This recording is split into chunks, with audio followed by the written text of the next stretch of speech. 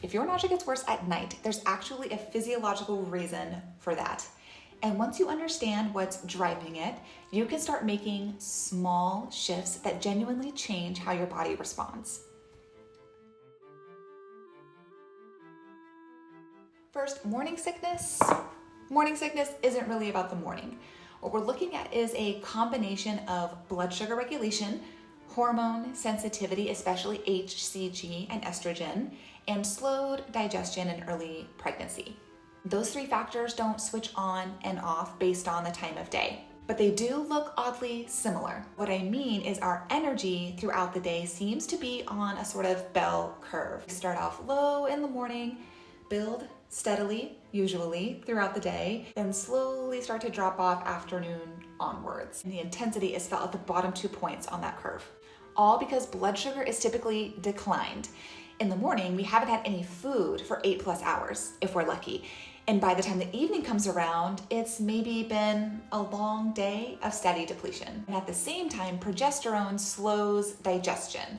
So food is moving more slowly through your system, which creates that heavy, unsettled feeling. And then there's fatigue. By the end of the day, your nervous system has less capacity to buffer discomfort. So the same level of nausea can feel more intense.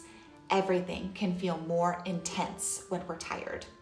And when you lie down because you're tired, you're more likely to experience reflux, which can show up as nausea rather than heartburn. So there you go. Evening nausea isn't random. It's just the result of multiple systems reaching a threshold. So instead of trying to manage nausea, we look at what's upsetting that threshold and start adjusting those. One of the most effective shifts is stabilizing blood sugar earlier and more consistently throughout the day. That usually looks like eating every 2 to 3 hours. Seriously, eat. And making sure that those snacks and meals include both carbohydrates and protein, because protein slows glucose release and helps prevent those sharper drops later on. Another shift is changing meal timing.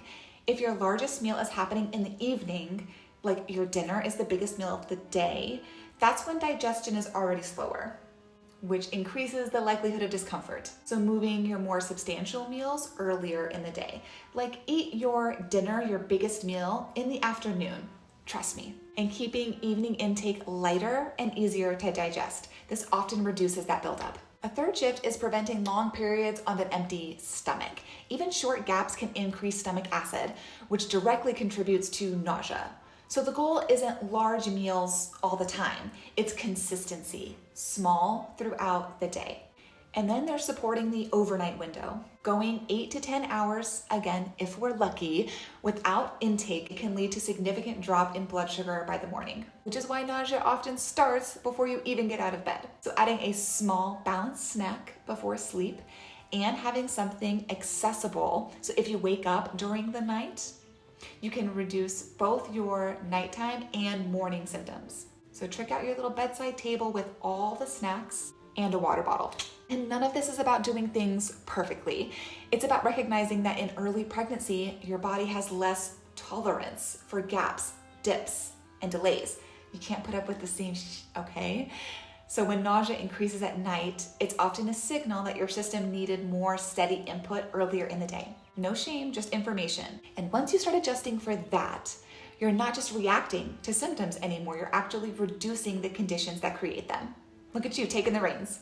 If you want support applying this to your actual routine, that's exactly what I help with inside my one-on-one sessions. Come talk to me at pregnancypowerhour.com.